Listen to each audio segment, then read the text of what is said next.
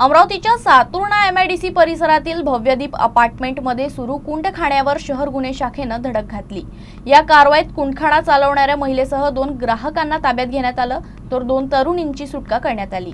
अमरावतीतील सातुर्णा MIDC परिसरात सुरू असलेल्या कुंडखाण्यावर शहर गुन्हे शाखेनं धाड टाकत मोठी कारवाई केली। राजापेठ पोलीस ठाण्याच्या हद्दीतील शिलांगण रोडवरील भव्य दीप अपार्टमेंटमध्ये ही कारवाई करण्यात आली। गोपनीय माहितीच्या आधारे गुन्हे शाखेनं सापळा रचून छापा टाकला असता संबंधित फ्लॅटमध्ये अवैधरित्या कुंडखाणा सुरू असल्याचं उघड झालं। या कारवाईत कुंडखाणा चालवणाऱ्या महिलेसह 2 तरुणी आणि 2 ग्राहकांना पोलिसांनी ताब्यात घेतलं। या प्रकरणी अनैतिक व्यापार प्रतिबंधक कायद्याअंतर्गत गुन्हा नोंदवण्यात आला असून पुढील तपास राजापेठ पोलीस करत आहेत।